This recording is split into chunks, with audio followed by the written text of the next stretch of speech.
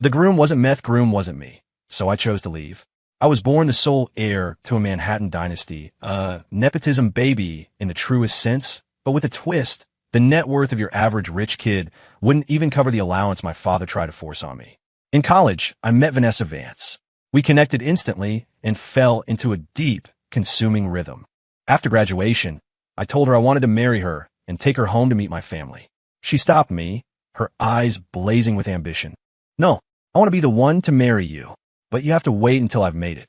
I promise. I'll give you the grandest wedding New York has ever seen. And when that day comes, I won't let you put a ring on my finger. I'll be the one putting it on yours. She hugged me tightly, and I was moved to tears, swearing I would wait for her. Kid, why did it take you so long to pick up?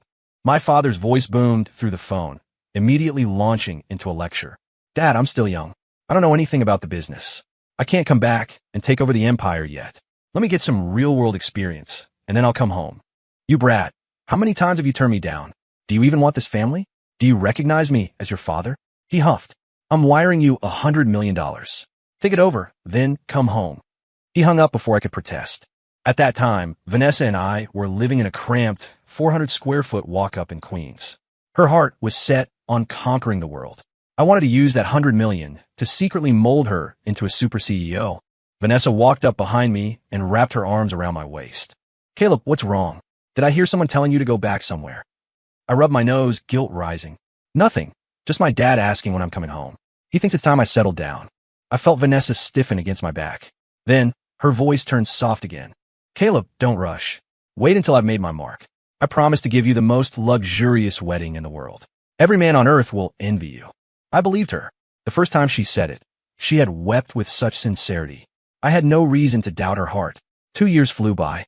Vanessa had become the CEO of a publicly traded company in the city. We moved into a penthouse in Tribeca, just as we dreamed. Whatever I wanted, she gave me. If I glanced at something in a store window, she bought it without hesitation. But every time I brought up marriage, she'd say, it's not enough yet. Just wait a little longer. Early on, I told her, no, Vanessa, it's enough. It was enough from the start. As long as I have you, even if we have nothing, it's enough. Being together is all that matters. Caleb, I'm home. Did you miss me? I ran over like a puppy, massaging her shoulders and rubbing her tired legs. She leaned into me, cooing, Caleb, you're so good to me. I don't know how lucky I'll be when I finally marry you. She kissed my forehead. I always beamed at this, returning the affection with a kiss. This time was no exception, but then her phone rang. Before I could see the screen, she covered it. Caleb, it's a major client. I need to take this upstairs. She didn't come down for over an hour. I wondered what kind of deal took that long. When she finally returned, her face was flushed, her eyes sparkling like stars. What's got you so happy? Did you close a big deal? I asked. She pressed a finger to my lips. Don't ask about business. Just know that I'm willing to do anything to give you a better life. I felt a twinge of unease, but hearing her dedication made me happy. I carried her to the bedroom, and we spent the night tangled in the sheets. Vanessa never let me ask about business. She always said, you stay home and spend the money. I'll handle earning it. Every time she called this place home, I was too excited to sleep, and she treated me well, throwing luxury cars and watches at me, afraid I'd feel poor.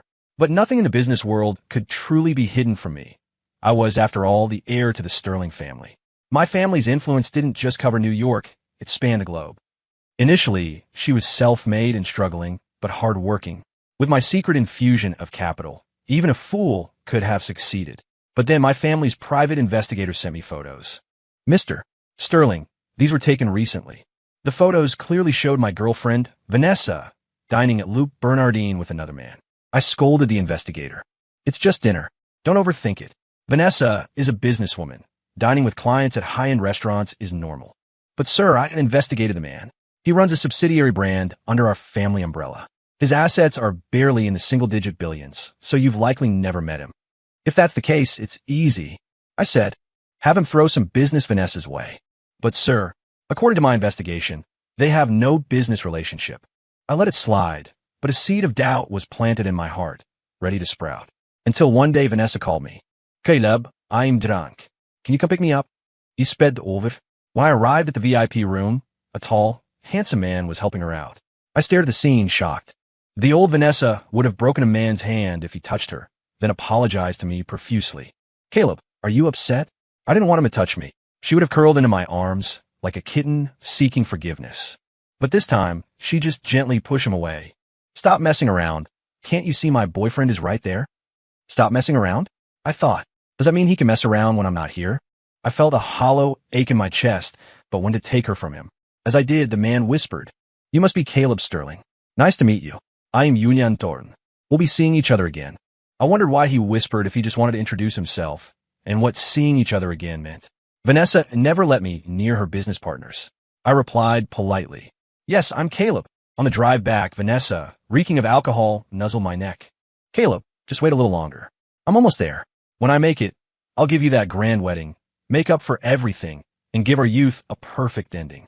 Her words were as sweet as ever, but for some reason, I couldn't find it in myself to smile. I parked and buckled her in. As I prepared to drive, her phone buzzed. She was asleep, so I picked it up and unlocked it with my birthday, her passcode. It was a photo from Julian. "Vanessa, look at this candid shot someone took of us. We look good." In the photo, Vanessa wore a smile I hadn't seen in a long time. I stared at the screen, sinking into thought. I tried to brainwash myself. This is just workplace harassment. I'll call the investigator tomorrow and have it handled. But I forgot they had no business relationship. And Vanessa was worth millions now. She didn't need to drink with anyone for deals. Then more messages popped up. Should we hold our wedding abroad? The phone slipped from my hand onto my lap. I felt like I'd been struck by lightning. Wedding? Abroad? I stared at the message in disbelief. But then I thought, impossible. Maybe he texted the wrong person. Vanessa acts like she loves me so much. How could she marry him? Sure enough, when I picked up the phone again, the message had been unsent. Sorry, wrong person. I marked the message as unread, put the phone back, and started gaslighting myself again. He's getting married to someone else, and just sent Vanessa a photo. They're just friends. Why am I getting angry over a photo? But deep down, the anxiety was rotting me. As I drove away, Julian was standing in the shadows of the parking garage. "You have quite the tolerance, don't you?" He sneered. Back home, I changed her into pajamas. As I lowered her onto the bed, she suddenly wrapped her arms around my neck. Just as she tried to initiate something, a pungent cologne scent invaded my nose. Vanessa never wore heavy perfume, and she forbade her employees from wearing strong scents at the office. I shoved her away. She fell back onto the pillows, hair messy, looking up at me in confusion. Yet her voice remained gentle. "Caleb, what's wrong? Are you sick? Or did I do something to upset you?" "I'm not upset, and I'm not sick. Just tired." She stood up on the bed, wrapping her arms around me again, breathing softly against my ear. My busy man is tired? From what? Spending money? If that's it, I'll give you less allowance, so you don't have to work so hard. It's late. Go to sleep." I walked out and went to the guest room. The fake wedding. Back when Vanessa and I were happy, I never rejected her. Lying in the guest bed, my thoughts were a chaotic mess until I drifted into a groggy stupor. Sometime later, Vanessa, now in her silk nightgown, pushed open the door and slipped under the covers. I turned away, but she pressed her slender, warm body against my back, hugging me tight. "Caleb, I know you're awake. You're mad because I went drinking, aren't you? I won't do it again, okay? Please forgive me this one time." I gave a non-committal and said nothing else. I really wanted to ask, "Vanessa, what exactly do you feel for me now? What are you planning?" But I didn't have the heart to ask. I didn't want to know. I thought the incident would pass, but 10 days later, a notification popped up on my phone. "Julian Thorne requests to add you as a friend." I accepted. He messaged immediately. "Mr. Sterling, Vanessa just invited me to a party. Is her boyfriend coming? We didn't get a proper introduction last time. I'd like to get to know you. You wouldn't deny me that honor, would you?" I replied, "Why wouldn't I? Since you messaged me, Vanessa must be going. Don't worry, I'll be there. Let's get properly reacquainted." Just then, Vanessa hugged me from behind, resting her cheek on my back. "Babe, I have a gathering. Do you want to come? It's not business, just friends." I said yes. The next day at the venue, a rooftop lounge, it was all women, except for one man in a suit. "Julian. Everyone, let me introduce you. This is my boyfriend, Caleb Sterling." She linked her arm through mine and marched us forward. For some reason, the corners of my mouth twitched upward as I locked eyes with Julian. His expression was heavy, fists clenched. I ignored him, letting Vanessa lead me past him. I wandered off to the edge of the terrace to sip red wine and look at the city skyline. Vanessa used to avoid speaking even a single unnecessary word to other men for my sake. If a man touched her, she would beg for my forgiveness. But recently, she was constantly in contact with Julian, even bringing him to her girls' night. Vanessa approached me, holding a wine glass, looking elegant in her evening gown. My sweet Caleb, what's wrong? You look gloomy over here. Can you tell your future wife what happened? Every word dripped with tenderness and care, making me feel dazed. We clinked glasses. I'm fine, my little Nessie. It was just stuffy inside. I came out for air. She kissed my cheek, flashing a smile more sincere than the one in the photo. Just then, Julian walked over with his drink. Ms. Vance, can I steal Mr. Sterling for a moment? I'd like to get to know him.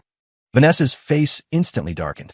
You can, but if you dare bully my boyfriend or say anything to upset him, you'll have me to answer to.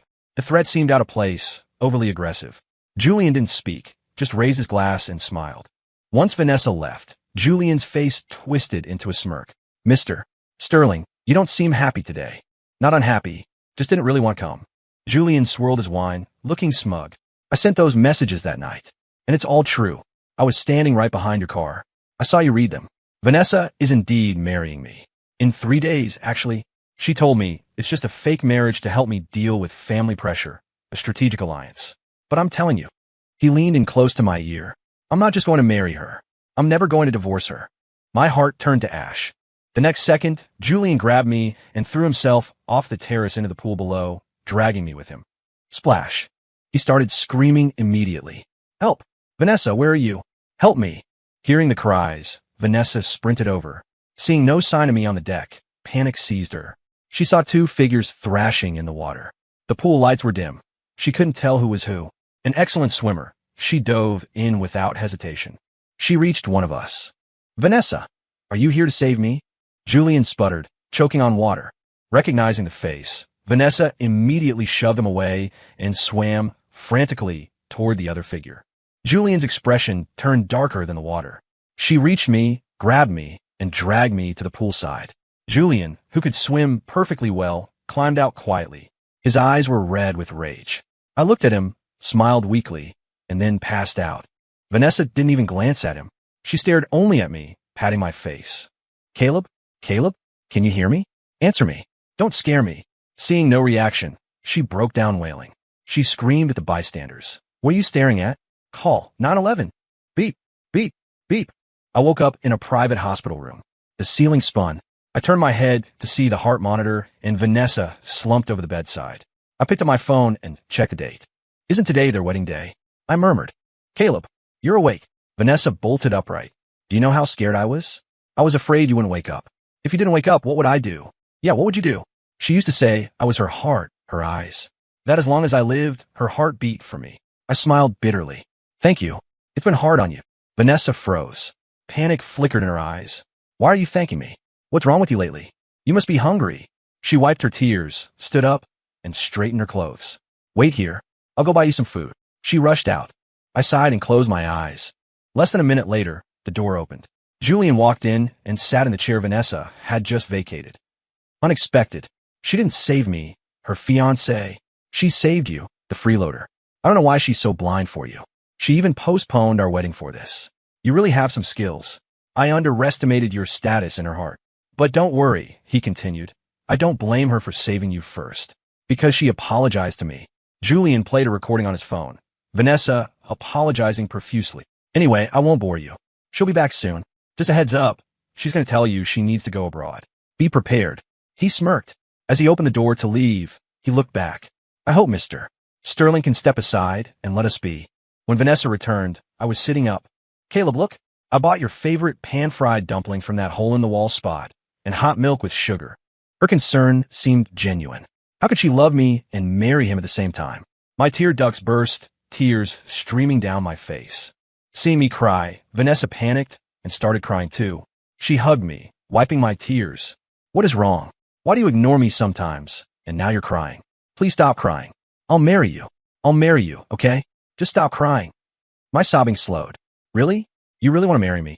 She nodded vigorously. Yes, I want to marry you. Then let's go to City Hall today and get the license. At that, Vanessa flinched. Don't rush. I have to go on a business trip for a week. You set up the bridal suite at home, and when I get back, I'll marry you. Okay. She sounded like she was begging. The light in my eyes died. Is that so? Yes. I'll marry you the moment I'm back. Wait for me. But inside I thought, Vanessa, I'm sorry. I can't wait for you this time. After I was discharged, Vanessa ordered me to the couch and wouldn't let me lift a finger. Whatever the maid couldn't do, she did herself. Watching her bustle around, it felt like a lifetime ago. Everything was familiar, but the house was bigger, not our old rental. That night, she didn't fuss. She just held me and fell asleep. Early the next morning, she dressed up and prepared for her business trip. The departure. I walked into the living room and sat on the sofa. Can you skip the trip and stay with me? Vanessa went silent. Finally, she broke the quiet. Caleb, you know how business is. This is the last time. When I get back, we'll get married and live happily. Okay. I stood up, went back to the bedroom, and wept in my hands. I wish it was all fake. I wished it was a hallucination from drowning. But the woman I loved was going to marry someone else, and I could do nothing. I stood up and called my assistant. Where is the Julian Thorne wedding being held? 30 minutes later, I had the location. I put on the clothes Vanessa gave me with her first paycheck after graduation. I took my private jet to Europe. Even if we couldn't be together, I wanted to see her in a wedding dress one last time. At a chateau in France, Julian stood in a white tuxedo, looking sharp. Vanessa walked beside him, looking extremely reluctant. Julian's sharp eyes spotted me in the crowd immediately. My outfit stood out among the formal wear. Just as Vanessa was about to turn her head, Julian blocked her view and pulled her onto the altar. I watched them exchange vows. I don't remember how I left. When I reappeared, I was back home, the home without Vanessa. It was full of traces of our life. Her things were there, I was there, as if she were just at work. But she wasn't. She was gone. I sat in the dark from noon until night. Vanessa kept messaging me. I didn't look. I didn't know how to move forward. How did forever end before it began? How could she say we'll marry in a week while marrying him? Over in Europe, Vanessa panicked when I didn't reply. Usually, she'd call, and I'd answer instantly, ready to pick her up rain or shine. The more calls I missed, the more she panicked. He never ignores my calls. She looked miserable. Julian tried to get intimate. She shoved him away. What are you doing? Don't forget, this is a partnership, not a real marriage. We didn't even sign the legal papers. No papers, but you still want me to introduce you to the sterling heir? Dream on. You're mine tonight whether you like it or not. He lunged at her. Vanessa was stunned. It was supposed to be an act. Help Julian placate his family, get the big contract, then retire and live with Caleb. She'd been tricked. You liar. You bastard, she screamed. Thrown onto the bed, she kicked Julian squarely in the groin with her heel. He collapsed in agony. She bolted out of the bridal suite, running through the streets of a foreign city in her wedding dress. She felt a terrifying emptiness. She stopped and dialed my number again. Caleb, pick up. You said you'd always come for me. Back in New York, I stood up. I packed our matching shirts, toothbrushes, socks, everything, into boxes. I picked up a photo from the nightstand and a velvet box from a drawer. It held a ring. She had said she wanted to propose to me, but I had thought, I won't give you the chance. I'll propose first. The photo was from our college days, our first picture together, standing shyly apart. I put the boxes on the table where we used to eat. I tore the photo in half. I kept my half. I put her half back in the frame, face up on top of the box. I placed the ring box in front of her smiling face. I took the rest of the photos to the balcony to burn them. There were too many, so I threw them into the wind. They fluttered down into the courtyard like snow. I called my father. Dad, are you there? So, what's wrong? Calling in the middle of the night? Do you need money? I'll transfer it. No, well, yes. Send me some money. I'm going to travel to clear my head. I'll come home in a few days. My father perked up instantly. Good. I'll send you $1 billion. Have fun, then come back. Your dad is always waiting. I hung up and slept until dawn. Leaving the home we shared for 2 years was hard. I walked out slowly, touching the walls. I slammed the door shut, ending our 6-year run. I bought a ticket to a remote island in Southeast Asia. Vanessa arrived home at nightfall. She walked in and saw photos scattered everywhere. Her eyes went wide. That Caleb is so messy, dropping important photos on the floor. I'll have to scold him. She was bordering on hysteria, mumbling as she picked them up. She entered the house and noticed a pair of slippers missing. Is Caleb still here? She searched, her heart growing colder. Not just slippers, everything of mine was gone. Caleb, where are you? I know you're playing hide and seek. Her voice trembled. She walked upstairs. The table was stacked with boxes, the same boxes we used to move from the Queen's apartment. She approached slowly. She saw the half photo in the frame. She opened the box and saw the ring engraved with her initials. The cold metal made her feel like she was falling into ice. On a warm beach, at sunset, I walked on the golden sand. My phone buzzed with Vanessa's calls. I didn't block or decline. I just sent one text. Vanessa, let's break up. Then I pulled out the SIM card and threw it into the ocean. Vanessa was holding the ring when her phone made the special tone she assigned to me. Her hand shook. She opened the message. Vanessa, let's break up. It hit her like a thunderbolt. She didn't call me back. She called her best friend, the one who took the photos of her and Julian. Are you annoying or what? I don't know. I told you I don't know where he is. He's your boyfriend. Why are you yelling at me? Go enjoy your wedding. The return her best friend realized she slipped up and went silent. But the damage was done. She hung up. Vanessa collapsed on the floor, disheveled and pale. What wedding? Only Julian and I knew. No, she knew. She must know where Caleb is. She called her friend back. Blocked. Vanessa drove like a maniac to her friend's apartment, running red lights. She grabbed her friend by the shoulders. Tell me, where is Caleb? Say it. I don't know. The friend stammered, terrified. Then how did you know about the wedding? Only 2 people knew. Why did you know? The friend stayed silent. Fine. Julian, I'm going to kill him. Vanessa called Julian. Vanessa, you finally called. Are you coming back? Where are you? I'll pick you up. You aren't worthy. The only person in this world worthy of picking me up is Caleb Sterling. Then why call? You ran away and left me alone. Do you know how embarrassed I was when my friend showed up? I don't care. Tell me, did you say something to Caleb? Silence on the other end. Then, what could I say? Just the truth. That you were marrying me, not him. You should have seen the look on his face. Ha ha. If you really loved him, would you be marrying me? You love money, Vanessa. Not him. Shut up. Just tell me where he is. I can't find him. You lost him yourself. Why ask me? What were you doing during our wedding? Julian hung up and blocked her. Vanessa used all her connections to find me. But how could she find the Sterling heir if he didn't want to be found? She stopped managing her company, spending every day searching. She even publicly confessed her cheating, writing out the whole story online. She posted, Caleb, I'm sorry. I was blinded by money. You were with me through thick and thin, but I kept thinking I needed more money, so you wouldn't leave me. I dug my own grave. Please just see me. Without you, I have no reason to live. The internet exploded. Julian's business took a massive hit and nearly collapsed. Some pitied her. Most said she got what she deserved. Vanessa just drank herself into a stupor at home, talking to inanimate objects that looked like my stuff. Eventually, she bought back our old rental unit in Queens. It's so cold, Caleb. It's so cold alone. Where are you? Months later, news broke. The Sterling family heir, Caleb Sterling, had officially returned to the family business. Due to privacy, there were no photos. My first act was to purge the subsidiary brands. Julian's company was dismantled in a day. Vanessa, being a CEO, heard the rumors. Initially, when she heard the name Caleb Sterling, she wondered, but she couldn't reconcile her poor boyfriend with the Manhattan Prince. When she heard Julian was destroyed by Caleb Sterling, she knew. She rushed to Manhattan. She had to get my forgiveness. But seeing me wasn't easy. She was a millionaire. I was a billionaire. She screamed my name outside my office tower for days until I stopped going in. Finally, she found my private residence. I saw a figure at my gate. She was wearing her old college hoodie, the one she wore when we first met, and a ponytail. No makeup, pale and haggard. I stopped. Your CEO, standing outside someone's house dressed like a broke student. It's undignified. She hugged herself. Caleb, I'm cold. I went back to the rental. It's freezing without you. Can you hug me? I stood still, watching the performance. Caleb, I was wrong. We can't break up. I didn't agree to it. Her voice cracked. I felt nothing. Vanessa, listen. Love is a two-way street. When one person gives up, it's over. You gave me up first. I gave you a chance. Remember the day before you left for Europe? I knew what you were doing. Julian told me, but I told myself to wait. I hoped you would choose me over the money. If you'd stayed that day, you'd be by my side right now, not across the gate.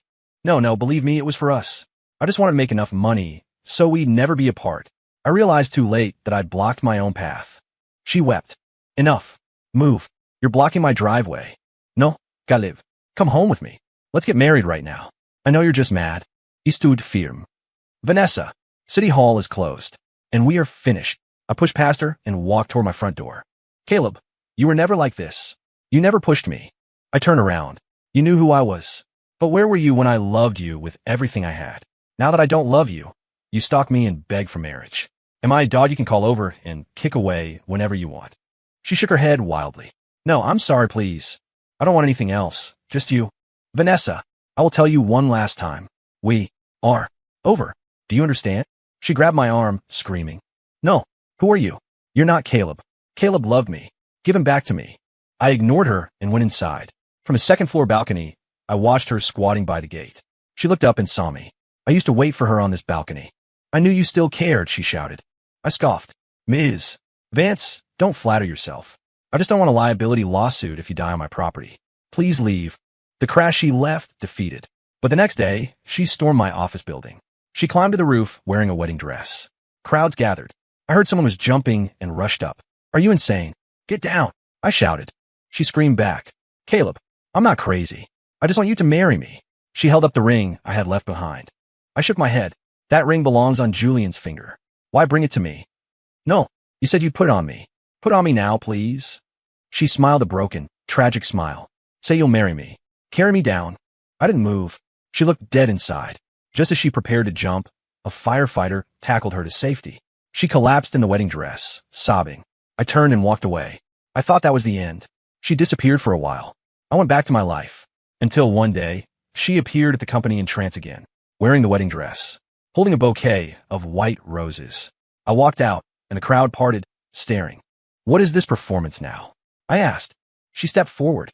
Caleb, you said white roses represent loyalty. Look, I want to marry you. Will you take me? You used to chase me. Now it's my turn. She held out the flowers. I didn't take them. Vanessa, enough. Jumping off buildings, public proposals. Do you just want to humiliate me? Then let's go somewhere else. No grand wedding. Just the rental apartment. Anywhere. She was begging. Where I go is my freedom. Please stop appearing in front of me in that dress. I walked past her. She wiped her tears, whispering to herself. It's okay. Caleb is just angry. I just need to coax him. She didn't give up. She stalked my route home for months. One day, she was there again, but different. She wore light makeup to hide her exhaustion. She didn't beg. She just stared. I felt a shift. Are you here to say goodbye? Yes. Let's go. I'll buy you a meal. As a send-off. Okay. Can I hold your arm? Just for a last walk. Sure. She linked her arm in mine, walking agonizingly slow. She pointed out everything on the street, smiling, chatting away. I answered briefly, but she kept talking, knowing this was the end. At the restaurant, we sat opposite each other. It had been 6 months. I've been annoying lately, haven't I? She asked. Yeah. You don't want to say an extra word to me? It's not that I don't want to. It's just unnecessary. She closed her eyes and smiled. Memories flooded back. We used to be so happy in that tiny apartment. Now we were strangers. After eating, I stood to leave. Caleb, can I walk you home? She added quickly. No other intent. You used to walk me. I want to walk you this last time. I offer my arm. She teared up and grabbed it. We walked to my villa. They say a lifetime is long. Why was ours so short? She looked at me and kissed me. I didn't pull away. When we parted, I said coldly, Done? Can you go now? My voice froze her. She lowered her head. Okay. Suddenly, an engine roared. A car careened toward us. Julian was behind the wheel, eyes bloodshot. You two trash. One ruined my wedding, one ruined my life. Go to hell together. He floored it. Vanessa saw the car first. She shoved me hard. I stumbled back, angry, until I saw the vehicle. Vanessa smiled, mouthing something that looked like I'm sorry. I watched, eyes wide, as she was struck. Julian's car hit a utility pole. He stumbled out, face bloody. Damn it. Why aren't you dead? He charged at me. I took him down in seconds, pummeling him into the ground. I ran to Vanessa. See, you protected me, she whispered. I knew you would always protect me. My coldness vanished. I pressed on her wound, tears falling. Don't talk. The ambulance is coming. I really didn't have anything with Julian. I just wanted to give you a better life. I didn't know you were rich. I'm sorry. I know. Shoo. Caleb, I'm sorry. The flower. She woke up in the hospital. I was by her bedside. She smiled weakly. You're awake. Can you hear me? It's my fault. If I hadn't run from Julian, this wouldn't have happened. She swallowed hard. But I really wanted to be with you. Her voice was a whisper. Only when I saw death did I realize you were my whole world.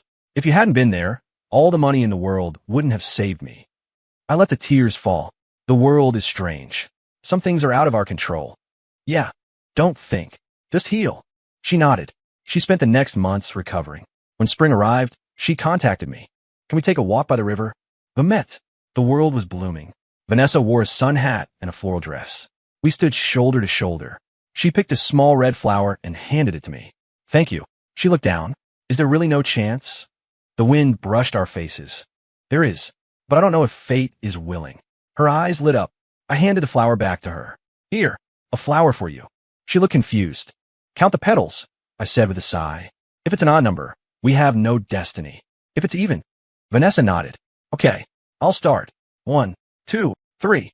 Story complete.